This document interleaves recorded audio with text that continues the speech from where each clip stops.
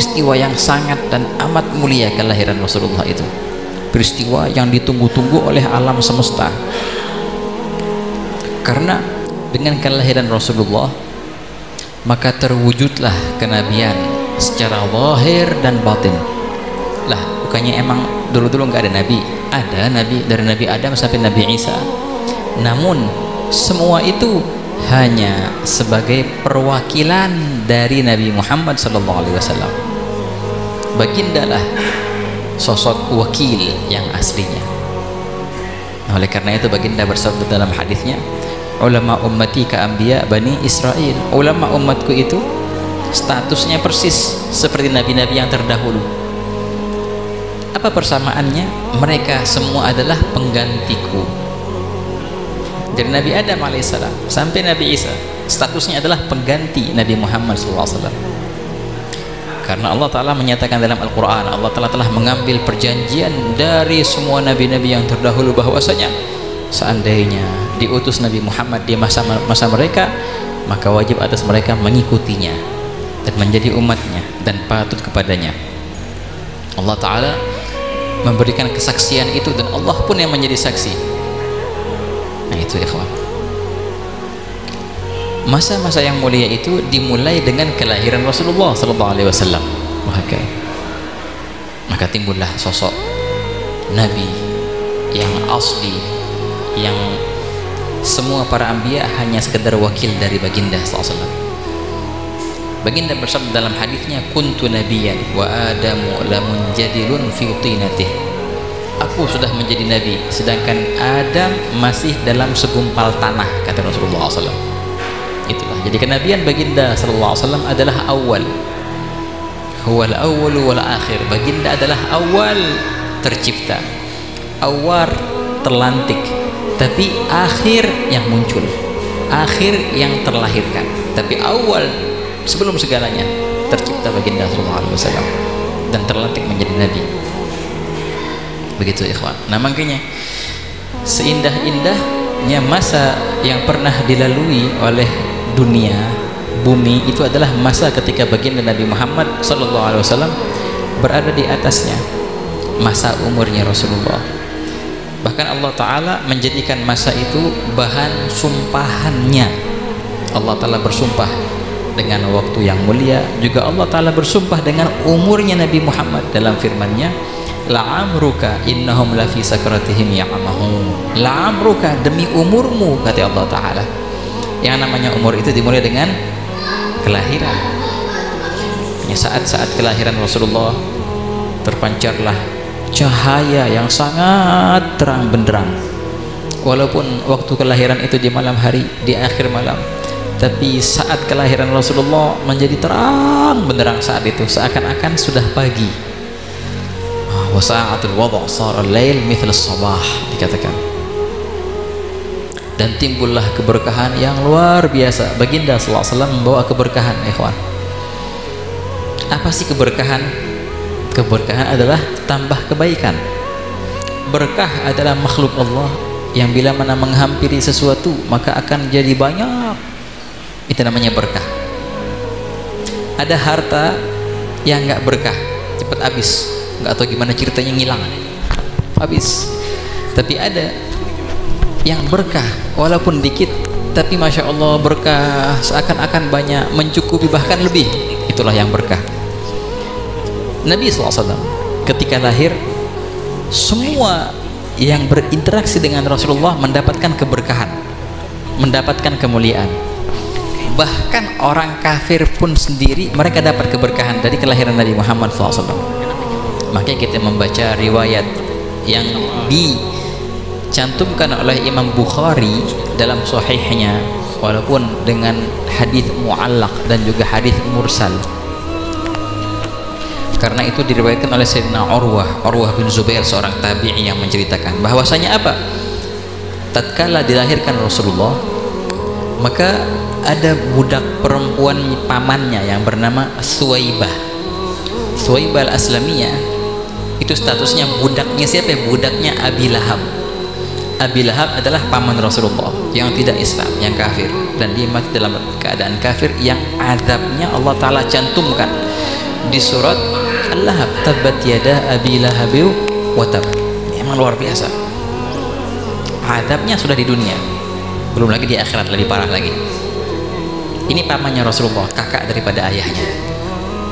Abu Lahab itu diriwayatkan dalam mimpi yang dilihat oleh saudaranya Sayyidina Al-Abbas, paman Rasulullah yang masuk Islam, Al-Abbas. Al-Abbas bermimpi, mimpi saudaranya Abu Lahab. Bagaimana keadaanmu wahai Abu Lahab? Dia berkata, keadaanku senantiasa dalam keperlihan azab, dalam azab yang luar biasa. Hanya saja setiap hari Senin Allah meringankan azabku dengan Allah Ta'ala memancarkan air daripada jariku sehingga aku bisa minum itu setiap hari Senin. Ada apa gerangan? Karena itu berkat aku membebaskan hamba sahayaku Thuwaibah, karena aku senang dengan kelahirannya Nabi Muhammad SAW. Jadi ketika dilahirkan Nabi Muhammad, budak perempuannya Thuwaibah al-Aslamiyah mengabarkan kepada Abu Lahab, "Oi, nih kau punya saudara yang barusan wafat, Abdullah, dia sekarang punya anak laki-laki." Senang Abu Lahab. Nah, senangnya itu akhirnya dia membebaskan budak yang ngasih kabar gembira itu, engkau bebas. Nah, ini walaupun Abu Lahab itu mati dalam keadaan kafir dan azabnya tercantum di Al-Quran, tapi Allah nggak melupakan senangnya Abu Lahab terhadap kelahiran Nabi Muhammad SAW. Sampai-sampai azabnya Allah Ta'ala ringankan. Dan ini nggak bertentangan dengan firman Allah di ayat yang lain ketika Allah menceritakan bagaimana perihal orang kafir, la yukhaffafu anhumul azab. Orang kafir tak akan bisa diangkat azab dari mereka atau diringankan. Al-Imam Al-Baihaqi mentakwilkan ayat itu, artinya orang kafir itu tidak akan bisa hilang azabnya. Kalau diringankan masih bisa. Nih lihat buktinya, Abu Lahab diringankan azabnya karena girang baginda ketika dilahirkan. Nah begitu ya kawan. Al-Imam Syams Ad-Damashqi berkata, in kana hadha kafiran jaa dhammuhu tabbat yadahu fil jahimi mukhallada yurwa annahu fi kulli ithnain yukhaffafu li farhatihi bi ahmada fama dhannu bil 'abd alladhi 'asha 'umruhu bi ahmada masruran wa mata muwahhida. Bila mana ini ceritanya adalah orang kafir yang tercantum jelas kekafirannya, azabnya dalam Al-Quran. Diriwayatkan diringankan azabnya setiap hari Senin karena dia pernah senang dengan kelahiran Rasulullah. Lalu bagaimana gerangan seorang hamba yang memang kesehariannya dalam iman dan Islam dan meninggal dalam keadaan Islam, bila mana hamba itu senang dengan kelahiran Rasulullah, apa yang akan terjadi kepada hamba itu? Karunia yang besar. Hadza ma'al kufri fa kaifa bi farhatin min dhi fuadin imtala imana. Kalau seandainya ini orang kafir bisa diringankan adabnya karena senang dengan kelahiran Rasulullah, bagaimana kalau seandainya orang muslim yang memang senang dengan kelahirannya Rasulullah SAW? Nah, makanya luar biasa ikhwan, luar biasa. Hanya orang-orang khusus yang Allah Ta'ala berikan taufik, berikan kesadaran untuk bisa merayakan kelahiran Nabi Muhammad SAW. Orang-orang yang khusus itu, bukan sembarang orang yang hadir majelis maulid, yang melantunkan sholawat, yang tergetar hatinya untuk sholawat. Nah itu tuh memang Nabi yang ngundang, berarti ada orang yang nggak diundang sama Rasulullah. Ada orang yang Nabi nggak mau dia salawat kepada baginda. Emang bukannya dia nggak mau, emang Nabi yang nggak mau. Tapi beruntung bagi mereka orang-orang yang sudah bersalawat, karena hakikatnya adalah Rasulullah yang menginginkannya. Maka terpantullah keinginan Rasulullah itu kepada dirinya, maka tergetarlah hatinya untuk sholawat. Kelahiran Rasulullah membawa keberkahan. Ibu susunya Rasulullah, Siti Halimah Sa'diyah, dapat keberkahan yang luar biasa ya ikhwan. Ya kan? Beliau mengasuh Rasulullah di tempatnya itu Bani Sa'ad selama 2 tahun. Ada riwayat yang mengatakan 4 tahun, ada yang bilang 5 tahun. Ala khilafin fihi. Itu Siti Halimah menceritakan, ketika kami mengasuh Rasulullah di rumah kami di desa Bani Sa'ad, itu kalau seandainya malam-malam orang yang pakai lilin atau yang pakai bulan purnama. Kalau kami nggak perlu itu semua. Karena apa ya? Karena kami di rumah kami ada lampu yang lebih terang dari itu semua. Apa? Adalah wajah Nabi Muhammad SAW. Rumah kami lebih terang karena di rumah kami ada wajah Rasulullah. Itu mendapatkan keberkahan yang luar biasa. Siti Halimah itu kambingnya pas digembala balik jadi gemuk-gemuk, padahal teman-temannya mengembala di tempat yang sama nggak segemuk itu. Berkat Nabi Muhammad SAW. Pas dia datang untuk mengambil Rasulullah, datang dengan menunggangi keledai yang kurus, tapi pas pulang ketika dia mengendong Rasulullah, pulang keledainya kencang, cepat, gemuk, mengalahkan kuda-kuda. Bahkan semua itu berkat Nabi Muhammad SAW. Dan memang Rasulullah itu zat yang penuh barokah ya ikhwan. Jadi Rasulullah itu ikhwan bayangin ya, tangannya itu berkah sekali. Menyentuh perihal yang buruk menjadi bagus tangannya Rasulullah SAW. Yang sedikit menjadi banyak. Makanya Sayyidina Anas bin Malik menceritakan ketika mereka dalam perperangan, akhirnya mereka kekurangan air. Nabi SAW akhirnya menyuruh mereka untuk mengumpulkan air semua yang ada, yang tersisa. Lalu baginda SAW memasukkan tangan yang mulia ke dalam air itu dan menyuruh sahabat, ayo kalian ambil air di sini. Mulai sahabat ngambilin air terus, minum 10, 100, 1000, dan semua minum itu air masih tetap nggak berkurang sama sekali. Seorang tabi'in bertanya, berapa bilangan kalian pada saat itu? Sayyidina Anas bilang, kalau seandainya kami 100.000 pasti akan masih cukup. Tahu-taunya apa ya kawan? Tahu-tahu yang terjadi ketika baginda SAW meletakkan tangan yang mulia ke dalam air itu, keluar dari sela-sela jari baginda SAW air itu. Nah kata ulamanya, itulah air yang paling mulia, lebih mulia daripada air Zam-Zam, jauh lebih, bahkan lebih mulia daripada telaga Kautsar yang di surga sana. Betul, dengan sepakat ulama.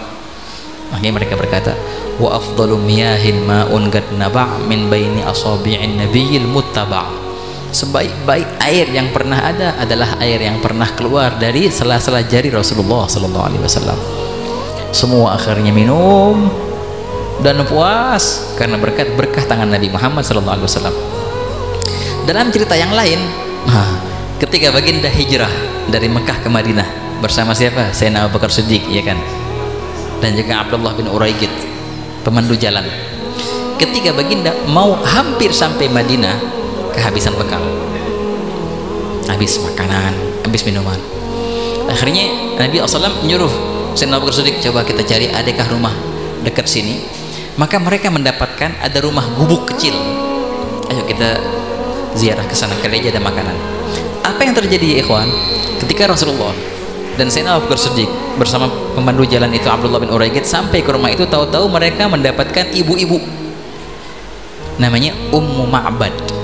Hadis ini ma'ruf, hadis Ummu Ma'bad. Nabi SAW berziarah di situ dan baginda SAW bilang ke si ibu-ibu ini, ibu, adakah ibu punya susu onta atau susu kambing yang bisa kami minum walaupun kami bayar? Si ibu-ibu bilang, nggak ada,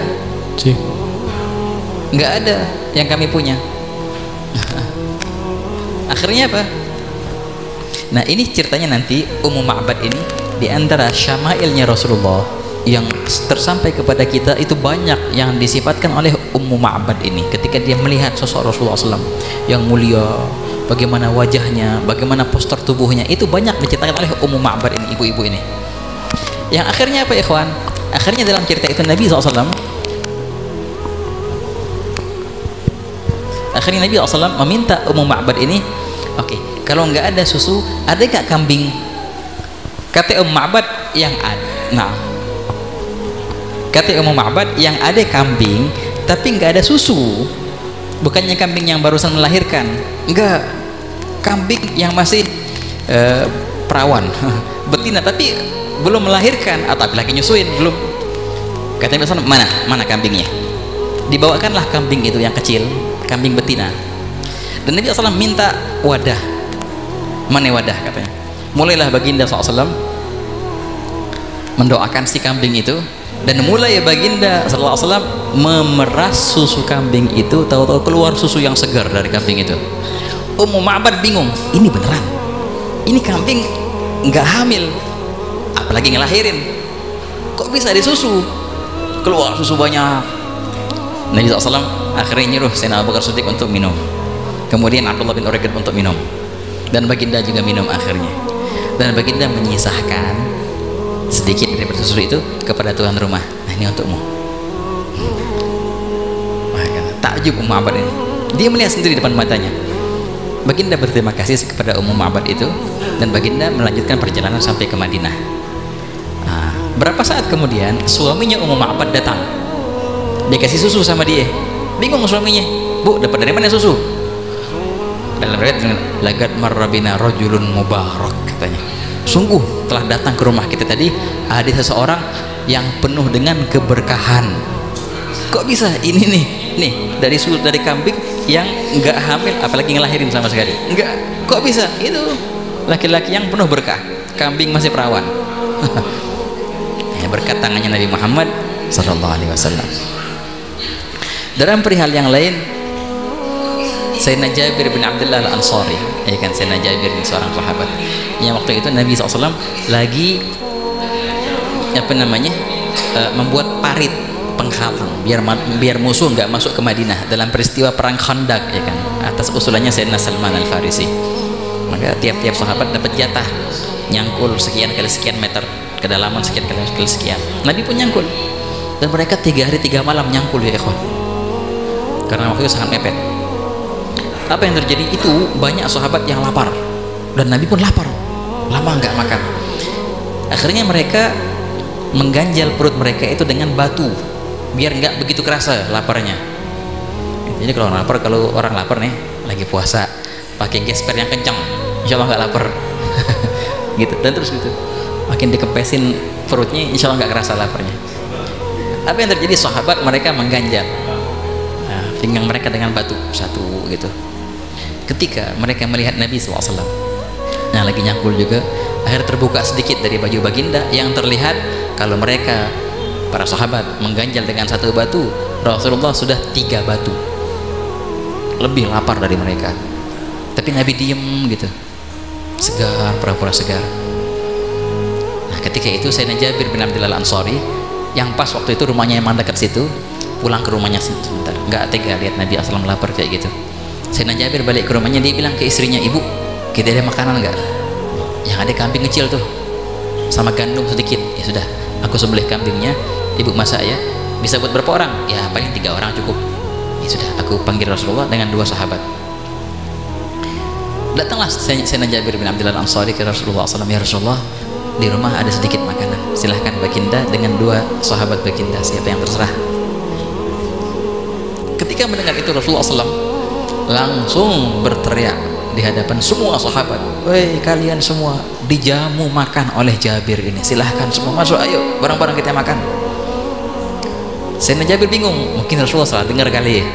Enggak, bukan semua Rasulullah, enggak, 3 orang aja. Tetap aja Rasulullah bilang, semuanya tafadhol, silahkan kita dijamu makan oleh Jabir, ayo makan bareng-bareng. Sayyidina Jabir pas paham, berarti emang Rasulullah sengaja. Beliau pasrah, ya kalau begitu silahkan Rasulullah. Baru Nabi SAW datang dengan sahabatnya. Bayangin berapa sahabat antum? Dalam riwayat itu disebutkan 1000 sahabat, dalam riwayat 3000 sahabat. Semua datang ke rumahnya siapa? Jabir. Pas datang ke rumah Jabir, entar lagi nyampe, istrinya yang bingung. Si ibu itu lagi masak. Pas lihat semua rombongan datang, dia bingung, Jabir nih gimana sih? Katanya buat 3 orang, kok datang 3000 malahan? Gimana lagi? Akhirnya masuk, Sayyidina Jabir bin Abdullah masuk ke rumahnya, dimarahin sama si ibunya. Jabir gimana ceritanya? Bukan 3000 yang dibawa, 3 orang. Aneh sudah bilang, tapi Rasulullah yang ngundang mereka. Sudah kita pasrah deh. Baginda masuk ke dalam rumah. Baginda tanya, mana makanannya? Akhirnya makanannya itu sama Rasulullah ditutupin, dan baginda sendiri yang menciduk itu makanannya. Mana nampannya? Nih, suruh sahabat masuk 10-10 rombongan gitu, 10 makan kelar, 10 lagi makan kelar, 10 makan kelar gitu. Mulailah Nabi SAW menciduk makan. masuk 10 makan sampai kenyang. Jadi makanannya apa? Daging kambing pakai gandum. Makan 10 kelar, 10 kelar, 10 kelar, sampai setengah kelar, sampai semuanya sahabat yang 1000, yang 3000 semuanya sudah makan kenyang semua. Tinggal apa? Tinggal Sayyidina Jabir tuan rumah sama Sayyidina Abu Bakar Siddiq sama istrinya. Baru baginda membuka wadah itu, yang mereka dapatkan masih penuh makanan itu ya kawan. Begitu. Bingung Jabir, kok bisa cukup? Tenang aja ya. Kalau Rasulullah sudah memerintahkan, maka yakin ya ikhwan. Jangan ragu, yakin. Nih penyakit kita ini kadang-kadang kurang yakin ya. Kita masih meragu kadang-kadang. Masa iya sih, masa iya? Ya engkau kalau pikir, kalau engkau ukur dengan otakmu yang sangat terbatas, engkau akan dapat seperti itu. Tapi kalau seandainya engkau memasrahkan kepada Rasulullah Sallallahu Alaihi Wasallam, engkau akan melihat suatu keajaiban yang luar biasa di setiap kehidupanmu, di setiap perihal dalam kehidupanmu. Pasrahlah kepada Rasulullah, serahkan kepada Rasulullah, engkau akan tengok keberkahan yang luar biasa itu. Nah begitu ikhwan.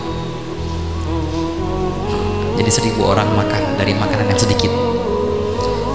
Itu ceritanya apa tuh? Ceritanya perang Khandaq ya kan, yang mereka mencangkul membuat parit penghalang atas usulan seorang sahabat yang namanya Salman Al-Farisi. Mungkin semua pernah dengarkan sosok Salman Al-Farisi. Ini juga di antara orang yang pernah mendapatkan keberkahannya Rasulullah yang nyata. Ini Salman Al-Farisi.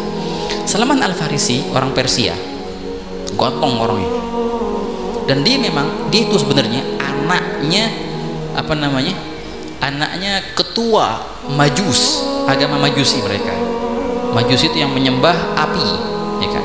Abahnya itu pembesar agama, tapi anaknya Salman ini,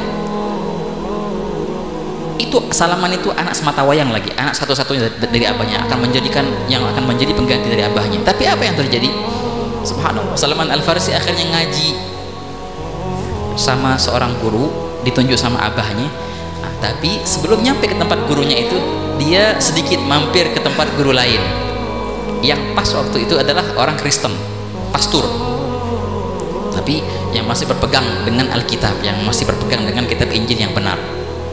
Diajarin tentang ilmu agama Nabi Isa alaihissalam, dan dia akhirnya diam-diam memeluk agamanya Nabi Isa alaihissalam.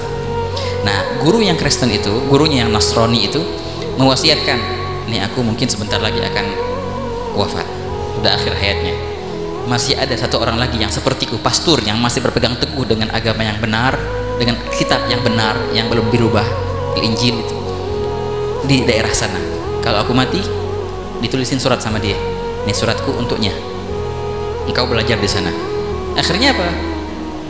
Tahu-tahu Sayyidina Salman Al-Farisi ketahuan tuh sama abahnya bahwasanya dia menganut agama lain, agamanya Nabi Isa.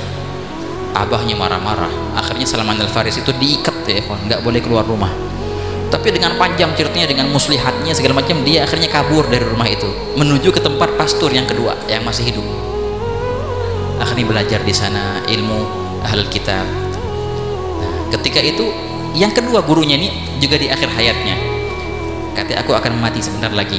Nih, aku akan tuliskan kepadamu surat untuk temanku, tinggal satu orang katanya dari kalangan kami yang masih berpegang teguh dengan Al-Injil, kitab Injil yang benar, yang tidak perubahan, yang nggak ada perubahan. Tinggal satu temanku di sana, itu orang terakhir sekarang.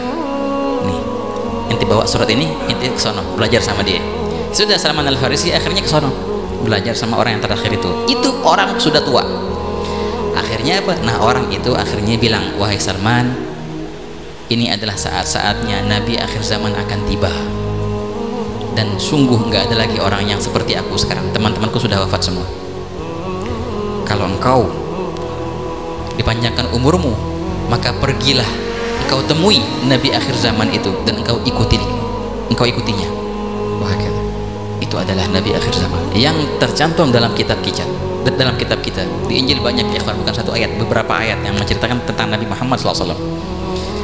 Di antara tanda yang diberikan gurunya Salman Al-Farisi kepadanya, Nabi akhir zaman itu tinggal di kota Adatus Sabkh, alamat yang persis kayak kota Madinah Munawwarah.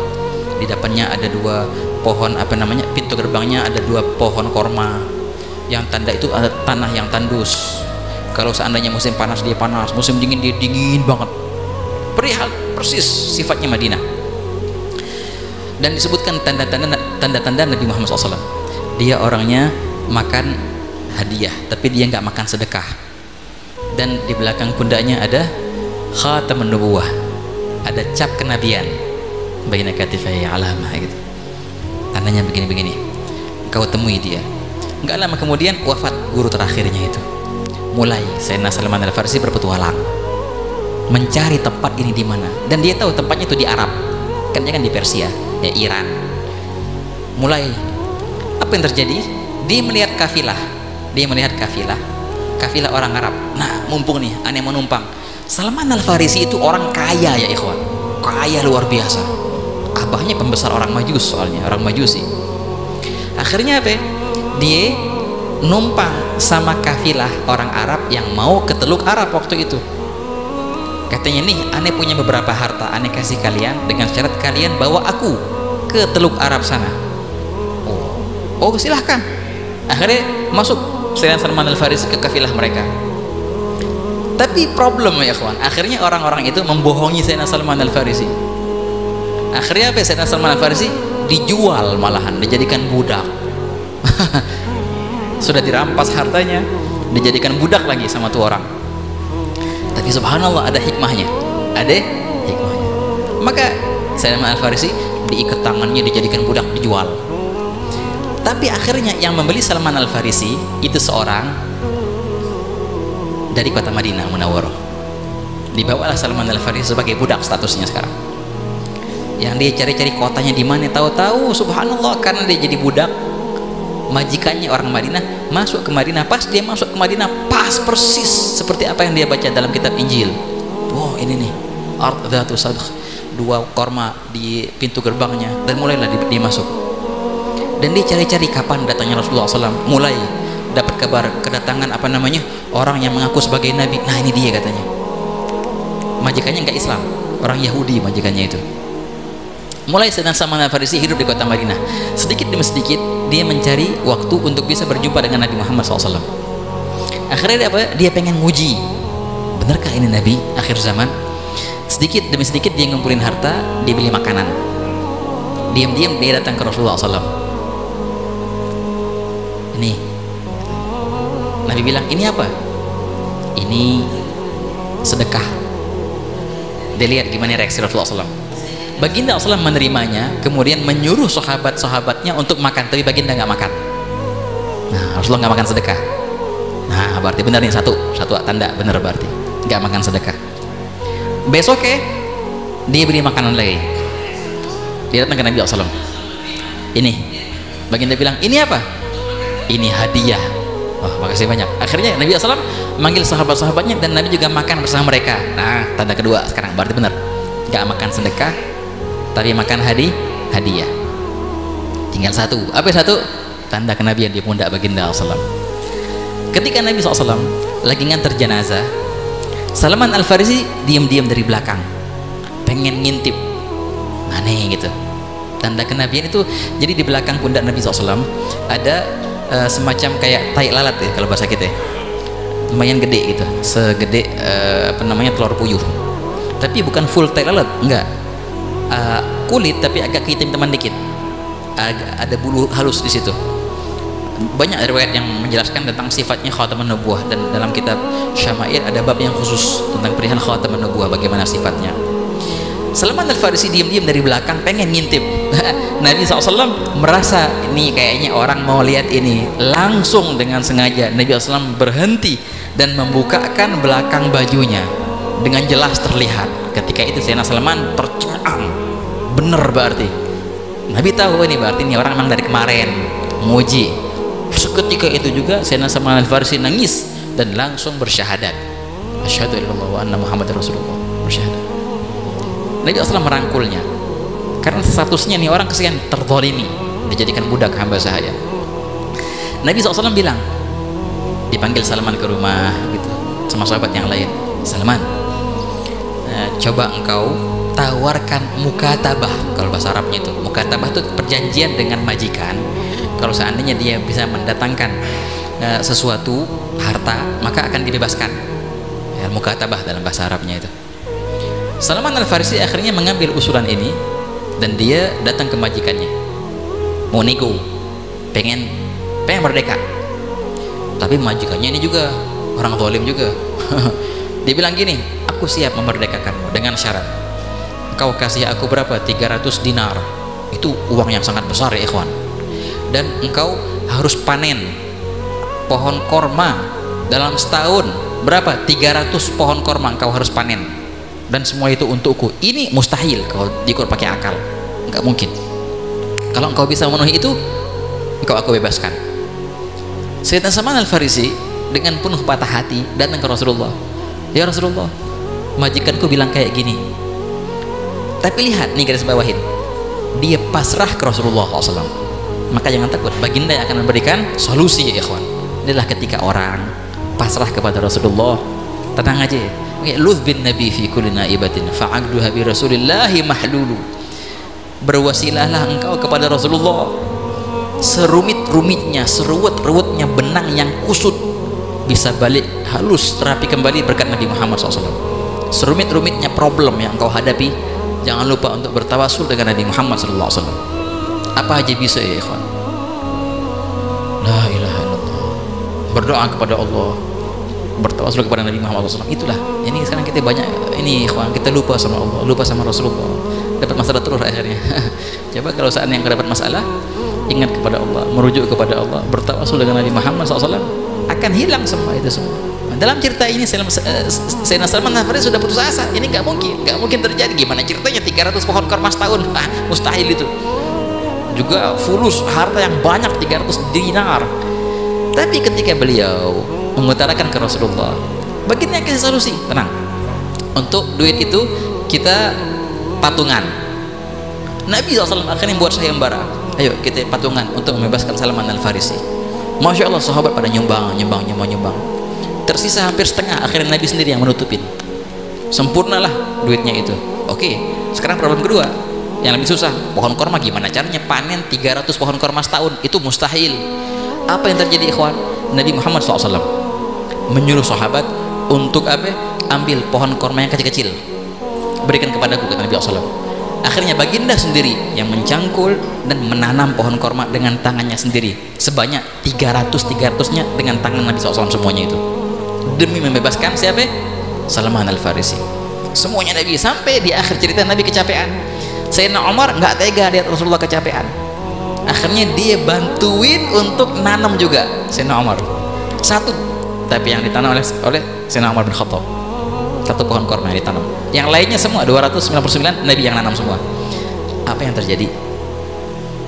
Pohon korma masih kecil, nggak bisa setahun langsung panen, sekian tahun lamanya. Tapi berkat tangan Nabi Muhammad SAW, itu semua 299 di tahun yang sama jadi gede dan panen korma. Kecuali satu. Nabi bingung, ini kok kenapa? Ada apa ini nggak panen? Nabi nanya akhirnya, siapa yang nanam ini? Siapa yang nanam ini? Sayyidina Umar angkat tangan, ngaku, aku ya Rasulullah. Nah, oke nya kan, aku nggak tega melihat baginda kecapean, akhirnya aku bantuin nanam, cuma satu. Enggak dimarahin sama Nabi SAW. Nabi SAW akhirnya apa? Mencabutnya lagi dan menanamkannya lagi. Nggak lama kemudian ikut teman-temannya panen juga. Jadi setahun itu akhirnya 300 pohon korma panen semuanya dan diberikan kepada majikannya siapa? Salman Al-Farisi. Sehingga memang Salman Al-Farisi akhirnya bebas. Padahal sudah mentok dengan ukuran akal, nggak mungkin.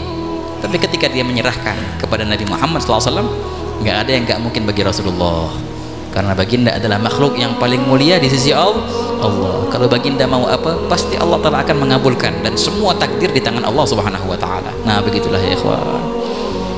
Kalau kita pengen dapat berkah kayak gitu, berkat yang didapatkan oleh Siti Halimah Sa'diyah, berkah yang didapatkan oleh siapa tadi, Ummu Ma'bad, berkah yang didapatkan oleh siapa, Sayyidina Salman Al-Farisi, dan masih banyak lagi cerita tentang keberkahan tangan Rasulullah. Maka dekatlah dengan Rasulullah SAW. Kalau engkau mau rumahmu bercahaya seperti kelaknya, seperti apa namanya, cahayanya rumah Siti Halimah, maka bawalah Rasulullah ke rumahmu. Ya, kita bondong nih bawa Rasulullah ke rumah kita, bawa akhlak Rasulullah ke rumah kita, hidupkan Rasulullah di rumah kita. Jangan sampai di rumah kita ada sesuatu yang nggak enak dilihat oleh Rasulullah SAW. Itu artinya. Arti apa sih arti bawa Rasulullah ke rumah kita, hidupkan akhlaknya? Ya jangan jauh-jauh. Kalau seandainya nih sekarang, kalau seandainya Nabi Muhammad ada dan Nabi Muhammad mau mengunjungi rumahmu, engkau siap?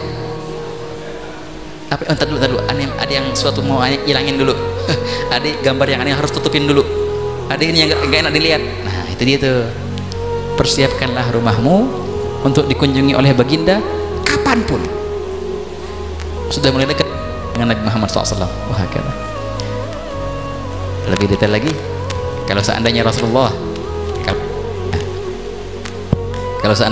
nih minjem HP-mu, siap nggak? Mau ngelihat apa yang ada di isinya? Siap? Oh jangan terlalu, ada yang harus dihapus dulu. Nah, inilah ikhwan, ayo mari kita mulai kebersamaan dengan Rasulullah. Kebersamaan dengan Rasulullah di harta kita, apa yang kita punya enak dilihat oleh baginda SAW. Rumah kita, keluarga kita. Jangan sampai anak kita kalau ketemu dengan Rasulullah kita malu. Jangan. Jadikan engkau punya anak bangga ketika engkau bertemu dengan Nabi Muhammad SAW. Nah itulah ikhwan. Jangan sampai ketika kita ketemu dengan baginda ada yang masih sesuatu yang kita malu untuk dilihat oleh baginda. Nah, orang kalau seandainya mulai kebersamaannya di dunia dengan Rasulullah, maka harapan yang besar nanti di akhirat nanti akan dapat kebersamaan itu. Yang kita mau kebersamaan dengan Rasulullah bukan cuma di akhirat, di dunia kita pengen sama Rasulullah. Paling tidak nanti ketika sakaratul maut pengen bareng sama Rasulullah SAW. Oh kalau seandainya kita di akhirat enggak sama Rasulullah, wah celaka luar biasa kita ikhwan. Baginda bersabda dalam hadisnya, celaka mereka yang melihat wajah ini, celaka mereka yang tidak melihat wajah ini di hari kiamat nanti di padang mahsyar. Siapa lagi yang kita bisa minta tolong? Satu-satunya penolong Nabi Muhammad SAW. Tapi kalau seandainya kita nggak menemukan wajah itu, siapa? Mau kemana kita? Sayyidah Aisyah berkata, siapa gerangan mereka ya Rasulullah yang tidak menemukan wajahmu nanti di hari kiamat? Mereka adalah orang yang bila mana disebutkan namaku di hadapannya, dia tak mau salawat kepadaku. Surah Nabi Muhammad. Allahumma shalli wa sallam. Alamatnya orang yang bakal ketemu Nabi di akhirat nanti adalah orang yang otomatis refleks ketika dengar nama Muhammad langsung Allahumma shalli wa sallim alaihi, hidup hatinya. Itu tanda orang yang dekat dengan Rasulullah SAW. Tapi kalau orang sudah mati hatinya, lewat di telinganya nama Muhammad biasa-biasa aja, itu bahaya ikhwan. Takut dia nggak akan ketemu Nabi di akhirat nanti. Bagaimana cara menghidupkan hati itu? Ya banyak-banyak hadir majelis salawat sehingga benar-benar refleks ketika mendengar nama Nabi Muhammad SAW, tergetar hati itu. Oh gitu. Semoga Allah Ta'ala memberkahi majelis ini, memberkahi masjid ini, hidupkan hati sanubari kita yang sudah mati, dan Allah Ta'ala berikan kita keberkahan yang telah didapatkan oleh para sahabat. Berkah di rumah kita, berkah di rezeki kita, berkah di setiap penjuru hidup kita. Dan semoga Allah Ta'ala mengangkat pemisah antara kita dengan Nabi Muhammad SAW, sehingga kita mendapatkan kebersamaan dengan baginda di dunia, di barzakh, di padang mahsyar, kemudian di surga insyaallah. Amin ya rabbal alamin. Allahumma ya man wafa